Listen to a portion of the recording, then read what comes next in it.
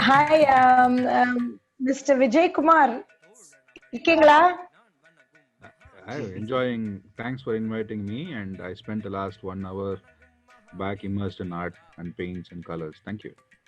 Wonderful. And thank you so much for being here today with us and your virtually busy schedule. I think we're And all surviving the corona in the way possible. yes, we are still alive and we are still talking, and that's wonderful, isn't it? Yeah, I think Yeah. graceful to God for giving us all this opportunity. Yeah. Thank you, Vijay. That's a wonderful note to start with, actually. So, to everyone who's here, thank you so much for coming for joining us today for this rather brief interview, but it will be succinct and certainly succinct, because any interview with Vijay will be crisp and intriguing, because he's indeed a superhero. And I think by now, if you had read his book, or if you had read a bit about him or spoken to him a little, you would have realized the kind of pursuit, the monumental pursuit that he has been undergoing for the past number of years, which he will speak about more. And Vijay is officially, I mean, there's another official side of him, but this is the perspective that we will focus on today. He is actually the co-founder of the India Pride Project and the author of The Idle Thief. So this is the book, The Idle Thief. I think I don't know if you could see it, Yeah, I how can you see. could see it. Yeah. Yeah. Okay. Wonderful. Okay. Super. So Vijay, you, right? So please, Vijay, tell us a bit about yourself, a bit about your background, and what got you into this scenario. And what is this Well, scenario to begin with? okay. Now, for me, as I said, I have no formal training in art or history. So that puts me among a rare breed of armchair historians, wannabe enthusiasts, social media activists who basically self-taught.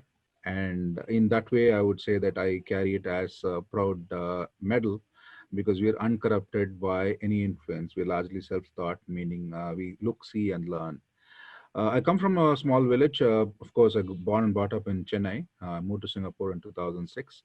And the day job, I'm general manager for a shipping company here. So that takes care of bulk of the necessities of modern day living, allowing me to indulge in passions during the night time, which is what I started off is very interesting in the sense that you could say that I was always interested a bit in art. As usual, my dad, being what he is, wanted me to focus more on studies. And he said, literally, "Varanjada panna pora." Those days in Tinagar, there used to be a guy who Yeah. used to draw with chalk in Tinagar, Panagal Park, Vasala, whatever, Rotla, and people used to throw coins for his drawing. So for him, he Right. said, by painting, you're going to have no vacation. In hindsight, I think he's right in today's art market. So lucky I studied literally better, and that takes care putting food on the plate. But then I think there's one generation in India that didn't look at art as a vocation, which fortunately is changing. And thanks to people like you, people are getting more interested in art education, and being trained. But I'm talking about a long time ago when making careers was the main thing.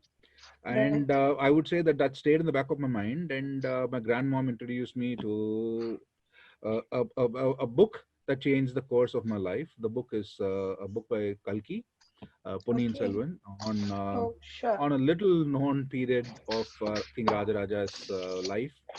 As you know, I call him the emperor. The emperor has a profound influence on my life. Whenever I go to the big temple, there is a sense of being there or being there, a sense of deja Oh, I vu have when it too. I have that too. Yeah. yeah. So the book had a profound effect, and that started off a lifelong passion for learning about art history. But then, during the course of which I realized that our own people have reduced temples to being how do I say, just go inside, keep your request, put money in the undi and come back. And that was almost like a bank where you put a deposit or you go and do penance for your bad deeds.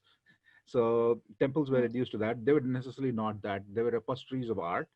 And the art was necessarily around the sanctum, but people didn't have time to even go around and look at these magnificent creations that were there in the temple for a lot of other purposes. In particular, there was this one visit to my favorite, other favorite temple, of course, apart from the Tanjore Big Temple, is a temple that inspired King Rajaraja to build the Tanjore Big Temple, which is, of course, the Kailasanatha temple in Kanchipuram, where he Mm-hmm. claims to be Kachipere Peri Tirukkattali. Means Rajaraja calls that temple the Big Temple, which is it's a jewel, but sadly forgotten. You hardly see one or two people there any point of time you go. Yeah. And I was there, and there was a young boy being dragged. I don't know why they came to the temple. The father was just dragging him around, and there's this huge, beautiful sculpture, almost a larger than life sculpture of Shiva as Gangadhara receiving the Ganges in his two strands.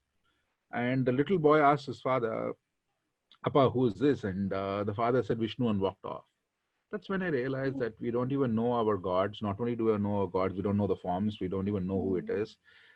And I felt that there was a need for, how do I say it, a dummy's guide to Yes. Indian art and iconography. And I was at that time, if somebody told me that I'll publish a book, I would said never, because I had seen a lot of these amazing books written by great scholars, but they were written as PhD theses. The scholars were Mm. not writing to the audience, but rather writing to impress. I don't know whoever it was, Yeah, and yeah, of and course. these books, huge books at big prices. Of course, the National Library in Singapore has some beautiful collections. First issue, never been let out. Nobody's even borrowed it.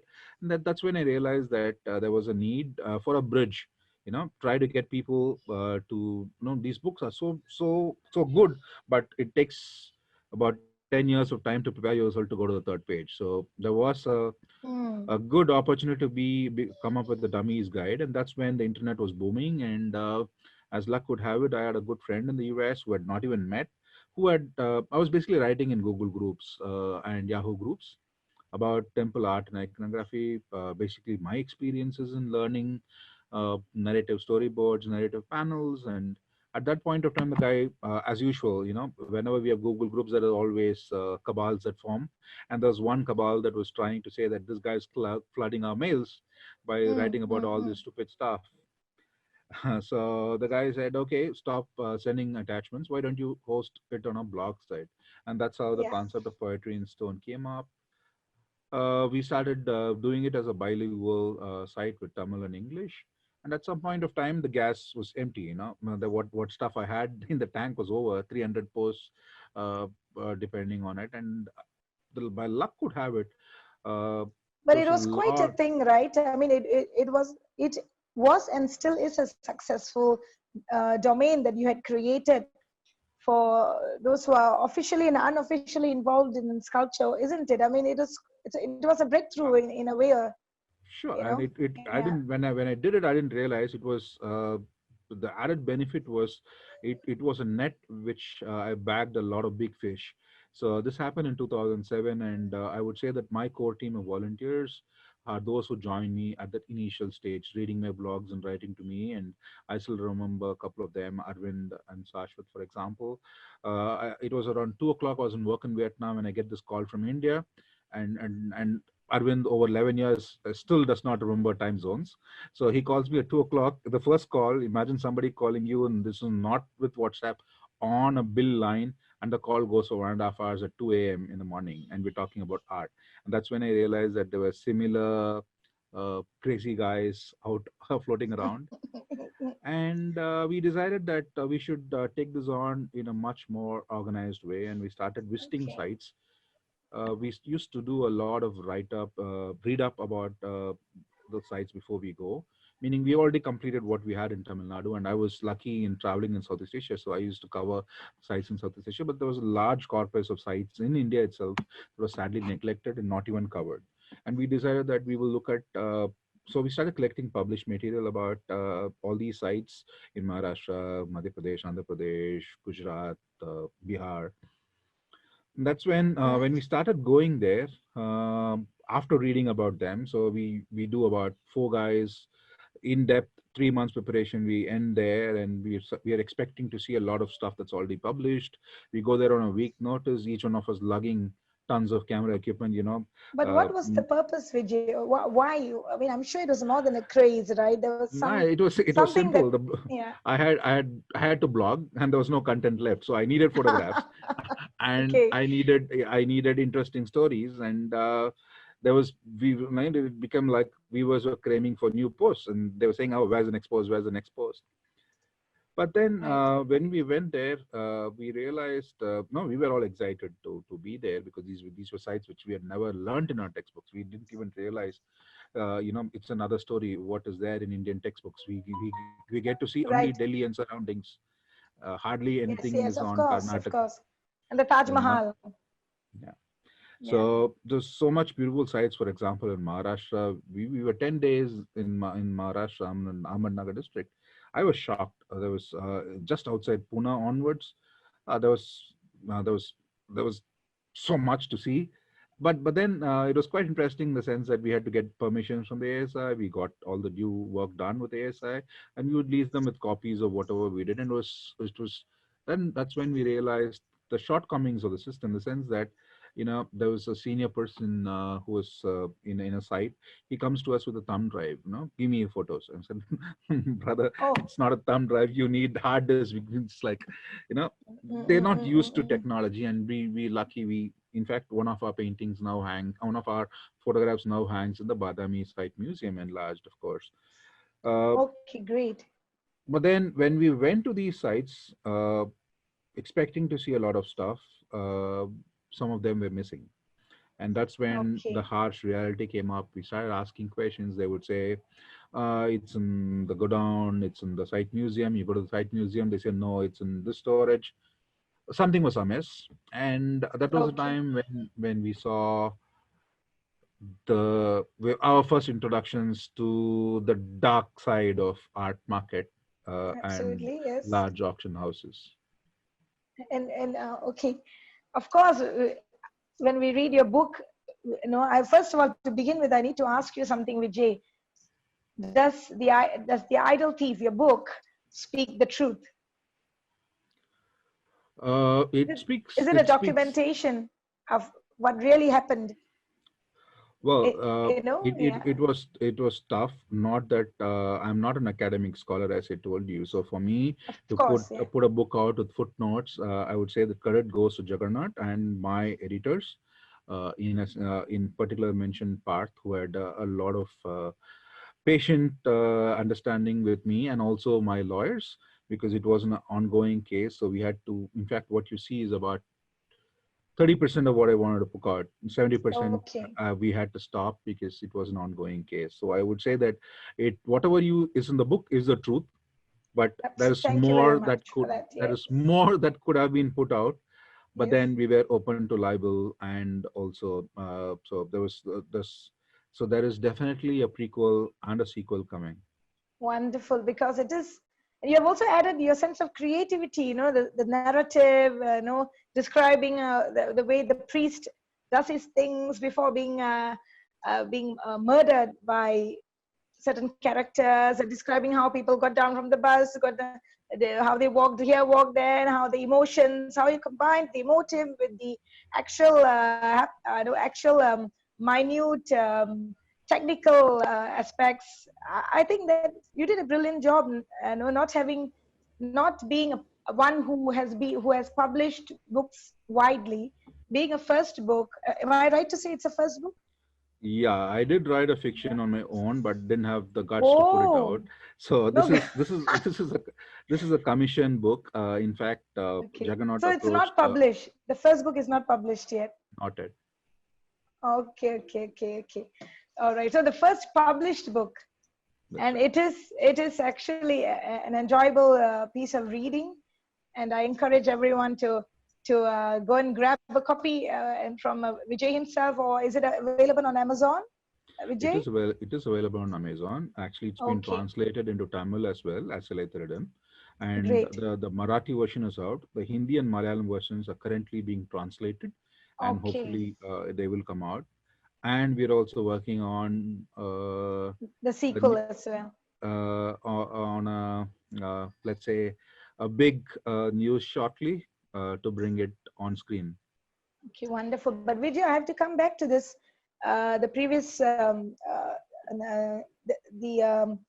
the mention of the case that that you just did, right? You mentioned the case, and at this point in time, for this purpose of for the purpose of this interview, I'm leaving it to you with regards to who and what you would like to mention to the audience that we have here today virtually, because I really would like to request you to, I would like to request you to please say a few words about this case that we are addressing at this point, and that's the case of the stolen Sutamali and Sri Purandaran idols. Could you just give us shed some light on it, please, for us? Sure. So this Yeah. book basically, it's the villain of the book. I wouldn't want to call him the hero. The villain of the book is Subhash Kapoor. Subhash Kapoor was detained via an Interpol Red Corner notice in 2011 in Germany. He was extradited to India in 2012, and he is still under trial in India. It's 2020 now. So that shows you the pace and the strength and weaknesses of our law. The book basically details events that happened from 1986 onwards, when Kapoor starts seriously into the art market. Of course, he had it in the family as well. His father was a dubious character. He's named in a FIR of a Vishnu theft in the 1970s itself. But as a family, they escaped America. They take American citizenship in 1974, 75, and they continue the family business. And even before that, very interestingly, Subhash Kapoor is kidnapped by a gang of robbers when he was a child, and something happens. His ear is bitten off. So there's a lot of stuff that is there in his backstory while he was in India. But then things start looking up. In the 1990s, he slowly starts coming up. He opens up a shop in Manhattan.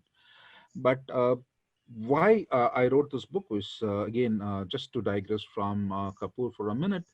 There's a lot of art, which is dubbed art in India, which to me is not art. It's a spiritual objects, which were destined for a particular purpose. That we see them as pieces of art is our Absolutely, interpretation yes. now, and they have been plundered. So I will split it from colonial period. They've been looted, plundered, and we're not talking about it as just Hindu art.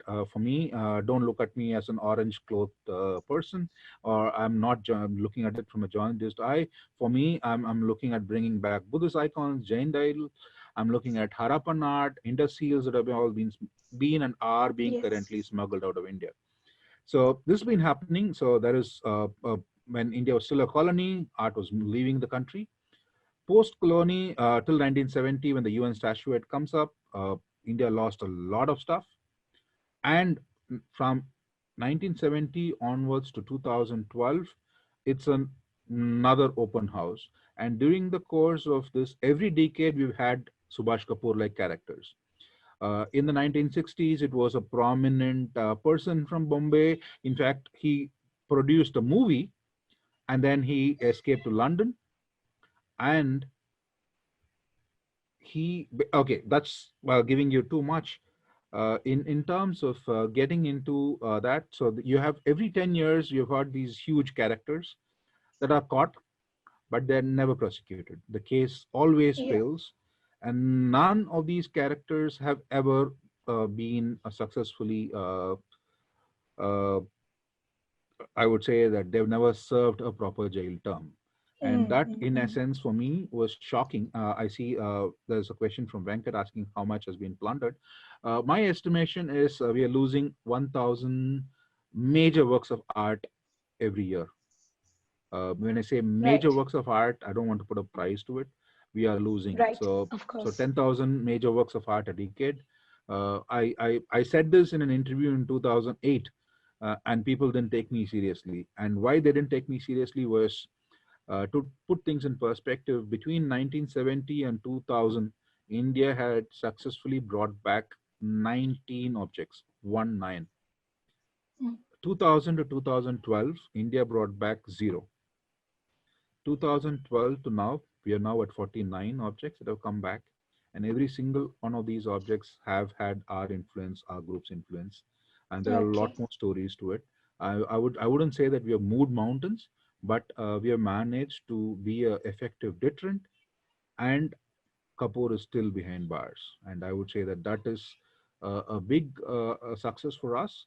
Plus, we've also had stop. Yes. Our main reason is we want the buying to stop. For example, Australia has enacted a regulation that stops any major Australian government-funded entity to not buy Indian artifacts in the near future. So Mm, mm. for us, it's like wildlife trafficking, ivory. When the buying stops, the killing stops. So I Yeah, guess, when there's a demand, right? When there yeah. continues to be a demand, then To why give not, you right? to give Yeah. you an example, the National Gallery of Australia spent $5.6 million on the Nataraja that was taken from Sri Puran. Then $5.6 million is about 40 Mm, crore mm, rupees. mm. That kind of money, we can never safeguard our gods in India.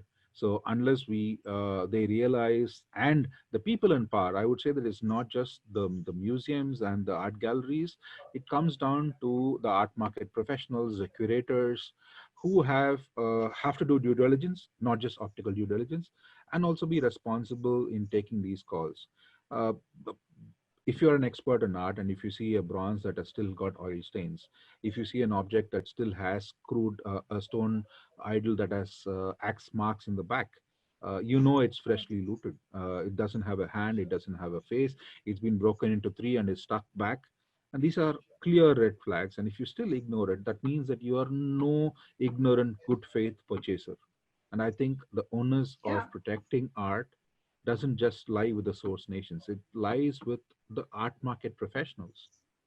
absolutely. And Vijay, there's one question that I have been wanting to ask you, and I know you would certainly would have answered this so many times, and I request you to actually narrate this once again. What really happens in a nutshell during a burglary, a robbery in a temple, a really remotely situated Chola temple, something in that situation? What really happens? How do they manage that robbery? Okay, I don't want to just look around Chola, Tamil Nadu again. I just want to Yeah, give you an in example. general as well. Why not? Yeah. In Karnataka, for example, there was this Okay. beautiful Hoysala temple. This temple is inside a village. The only access is a small road through the Mm. winding streets of a bustling village, of which is about an hour and a half's drive from Bangalore. And this Okay. temple, the road ends in the temple, and afterwards is a large river. So there's only one entry and access. The thieves Okay. apparently bought in a truck and parked it in front of the temple in the night. They broke open a window and they stole four window brackets, the salabanjikas, the Mm, dancing mm, mm. damples. And Yes. to do Yes. that, you need to break the flanges so that you can take these. And these was done in 2012. And these, each one of them would be about 180 to 200 kilos. So they Mm. put it on the truck, and this was done most likely in the middle of the night. And we still can't find them. They're not yet out. And I would say that there's no way a truck, in a village, you've got these dogs. Even if a stranger comes, walks in, they're going to be noise. So I Yeah. would say that something doesn't. When I went there, it didn't sound right. Of course, by the time we got there, there was a fantastic grill on the window. The Yeah. door had a steel grill, typical bolting the gates after the horses are Mm, fled. mm, mm, But then mm, mm. the FIR did not even have a good quality image of the missing objects. So lucky we could find out from our archives the old photographs of when they were still there, and we are just still waiting for the objects to be But it's traced. quite strange, Vijay, isn't it, that nobody, like, there wasn't anybody sleeping within the temple or outside the temple, or nobody heard anything. And I mean, it's a very So strange scenario. I mean, yeah. I'm just curious, you would know better with Well, regards I'll to tell you this. the other site in Chandavaram in Telangana, Andhra Pradesh. It was an ASI site, it was an excavation site, and there was a site museum. In 2002, the robbers came, they beat up the guards and took away documented objects from the site museum. 6 months later, they came, there were security guards posted. These guys bashed up the security guards and took 4 objects again. 1 year later, the cops were posted. These guys drugged the cops and took away. So there was three thefts at the same site, and one of them was bought by the National Gallery of Australia. One of them is still in the Louvre, Abu Dhabi. One of them have been auctioned by the Christie's, and these are objects that have been stolen from a site museum of ASI in not one theft, in a series of thefts spread over 19 months. So that shows the audacity and the demand as well. Yeah, and the demand. Yes, that's a key word, isn't it? Yeah, and those days, I would bring attention, if you guys are interested, you should read Peter Watson's book on Sotheby's The Inside Story. It has a chapter on India. Sotheby's executives used to come to India. They used to file TA travel bills. They used to go out with Vaman Gia, one of the biggest smugglers, unfortunately because he supposedly confessed to selling 10,000 works of Indian art via friend companies, 7 companies in Switzerland, and via Sotheby's. He's a free man now. But the book shows how these guys used to come. They used to pick and choose the best of Indian art. Right. And then the robbers would go and steal them. So this is a targeted looting on an industrial scale of objects that would sell. This is not some random grab happening. This is people who are supported by books and some Padma awardees as well, who are taking them on trips. These are basically recce trips. Thankfully now, or rather unthankfully now, social media has taken over, technology has taken over, images are going on WhatsApp. People are bidding for objects on WhatsApp. So it's going to be tough. So I think that's where the deterrent comes in a big way. But coming back to your work, Vijay, because the work that you do with the kind of intentions, that noble intentions, which as you would say, that the public should have in general, I don't see your job ending at any time in your lifetime, at least, right? And what kind of measures would you like to, are you planning to undertake in preventing this loot, or at least preventing the looted objects from being taken away from their land, or bringing them back to their respective lands? What kind of measures are you undertaking, and how would you like the public to assist you in this pursuit? See, first of all, it's awareness. As you said, I don't think it's my job or your job. If somebody steals your wallet on the road, 5 to 10 guys get together and whack the shit out of the guy. And here somebody is stealing your gods, and they are openly auctioning them, and you don't even feel offended. And to me, that is something that is really bad. And we're trying to reach out to help with policy. The art market has deep pockets. Unfortunately, we only have our voices. So we are up against a very, very rich and connected cabal that is trying to dilute the already toothless Antiquities Act in India. Globally, again, if you see the number of judgments that have come, the number of convictions is pathetic. There are only token photo op restitutions. There is never, people don't look at this as seriously as they would with others, except of course the US. After the linkage of antiquities trafficking to terrorism, there's a little bit of more interest coming in. But India, this is never considered a big problem because people don't think that this is something big. So I think the first thing that's happened is the Kapoor seizure. So the book basically brings out the seizure of Operation Hidden Idol.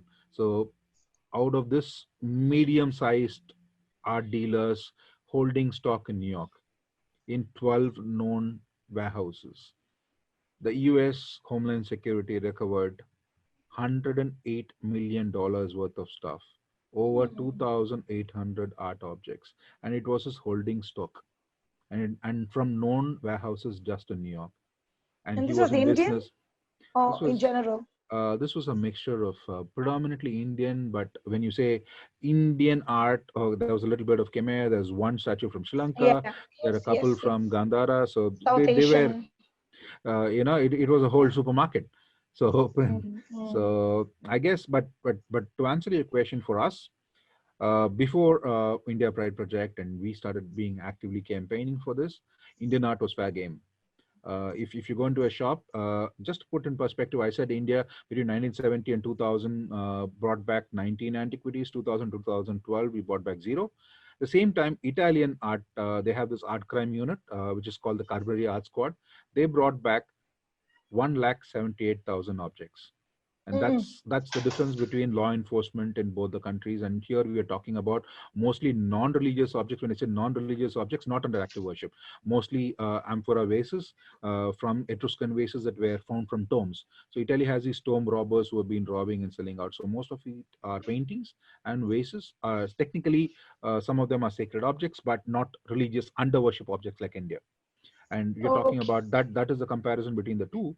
So Absolutely, so yes. if Yeah. somebody were to go to a gallery, if he looks at a Khmer artifact, if he looks at the Italian artifact, Indian artifact, they would go for Indian artifact because India never cared. So you would know that nobody will come Mm, after mm, you. mm, I mm, think mm, that's what mm. has changed. They know that there's a team of people who are there looking at it and making sure that they return it, and they're going to return it without compensation. Australia, for example, has returned $24 million worth of stuff. Many countries have returned, and that comes from your pocket. Not only that, it damages your most of these are public funded museums, so there are questions that are asked. Curators are being asked questions. I would say the curse of Shiva, whoever touched the Australian, now back Sri Purandan Shiva, lost a job, including the Australian premier, poor guy who brought it back Mm, and gave it to okay. Prime Minister Narendra Modi. Yes, The entire yes. curatorial team of the National Gallery of Australia lost their jobs. I'm sorry, I'm smiling. I shouldn't. You mentioning people losing their jobs, and I'm smiling here. I can't help it. I'm so sorry. I'm not being vindictive, but it is interesting. It is interesting how energy works. How, Yeah. if one believes in karma, right? A certain karma that has brought you into this pursuit, right? There's a Well, certain karma. we were brought up saying Sivan Kosottu Kulanasam. That means if you touch the property of Shiva, your entire progeny is doomed. And here we are talking about somebody stealing Shiva himself. Absolutely, absolutely. What an irony! It's a divine irony, which will which has brought about people like you, right? I know. Well, we are just vehicles. Yeah. I think the gods have got enough of it. They're sick of it, leaving India shows without visas. They just want to come back home, and they've chosen the vehicle as us. So this also brings us to this point about context, isn't it, Vijay, that we were speaking about a while ago? You know, this idea of commodity by destination, commodity by diversion. You know, so the commodity by diversion is what we are talking about here. I mean, they're not meant to be commodities. The Well, context is for worship. there are two things. And One, we are yeah, talking yeah. about under worship bronzes. Plus, we are also talking about a lot of unexcavated objects. India has so much that is still to be excavated. You know, even in a highly developed state like Tamil Nadu, we hardly have 6 excavation sites, one Mm. habitation site in Kiladi. So if you go to Orissa, again, thanks to our textbooks, we don't even know Right. any other king other than the Mughal kings. So Mm. which great king's history lies buried under the earth, we don't know. And if you allow these plunderers and looters to clandestinely dig and sell objects, they're going to pick objects that will sell. So they're looking at basically taking objects like gold or something, and they're going to throw away pottery sherds or any other archaeologically significant object that's going to give it context. So in essence, what they're doing, they're reducing an archaeologically significant find into a showpiece curio, and they're going to throw away because they're not going to tell you where they found it. They'll just, Yeah. maybe they find a few coins and they sell it. And what are these coins? They become trinkets from, maybe they could have, you could have known a great Shunga king, for example. You could have found a great Mauryan king, for example, because the only Mauryan king we all know is this. We don't know anything about than that. So I feel that that is the larger problem. One is, of course, looting from temple sites. When I say Mm. temples, not just Hindu temples, we're talking about Jain sites, we are Yes. talking about Buddhist sites, but also from archaeologically significant sites which are now open for plunder. Right. Right. And that is even more dangerous because it's just there, just Yeah. open for anyone to dig their luck, Yeah. right? You can Anyway, Google, there are Indus seals that are up for sale. There are Indus pottery shards okay. that are up for sale. And we are talking about Indus anthropomorphic forms from the Indo-Gangetic plain that are 2000 BC. So yeah, that's the extent of looting that is currently happening. So these are original seals, original Indus seals. I mean, Uh, is there a are, guarantee for that? I mean, one well, wouldn't. Yeah. when I say a lot of people ask me the same question, if somebody is going to buy an Indus seal for say $10,000, It's something that he has to verify. For me, it's Absolutely. priceless. Yeah. It's priceless. If it's a fake, sell it as a fake. If it's a replica, sell it as a replica. The moment you put a price tag on it and call it an antique, it becomes a property of India. Absolutely. I mean, that's the significant thing to note, right? It's automatically not your property, regardless of you having paid for it or not. Am I right to say that, Vijay? I would say Yeah. that definitely it is, but then what are you going to do with it? For me, that is the largest question, in the sense that I can Yes. understand Yeah. a Yeah. colonial officer Mm, bringing back stuff to, to show to his grandson that he has conquered mm. India. But then now the context is all gone, and Europe seems to look at like Holocaust art in a very different one, because Hitler is some commodity that you don't want to be. So if it's anything that is related to Holocaust art, it, immediately they give back. But if it's an Indian art and if you've taken it during the colonial period, it's some, why this double standard?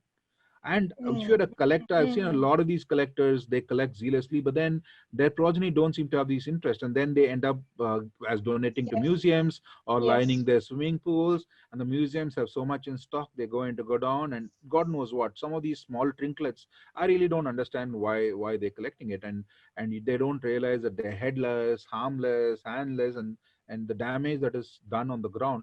I really wish we should do a curated tour of these people down to Madhya Pradesh and show them the actual sites from where looting has happened, to say that, look, your dollar-driven greed to line your bedroom with a curio, this is the damage that's done on the ground. It will happen one day, Vijay. I think you're going to create a separate team for that. Perhaps one fine day after retirement or so. It's never going to end, Vijay. Let's face it. It's never going to end. So Well, long as there's we are just there's waiting for the Corona there's a shutdown to human be. greed.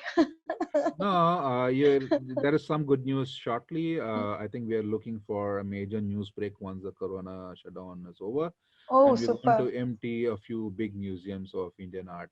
Oh, So wonderful. that's been our last 3 years of work, and it's going to Right, be right. at least three major museums that are going to lose their crowns. So let's see what happens after that. Super, super. And we are extremely proud of you, Vijay. That's actually an understatement because you've risked your life, and that's no joke at all. I mean, really, heartiest best wishes and congratulations to you, Vijay. And may your efforts benefit you and your entire cohort on a global level.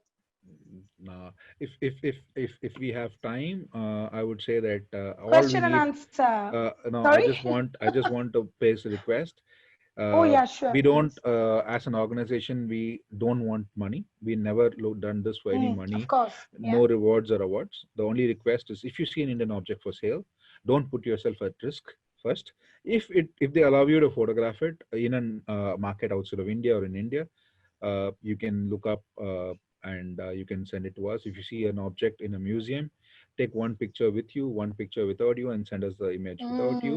Mm, mm, mm. And don't write to me immediately after watching this video. Take a week.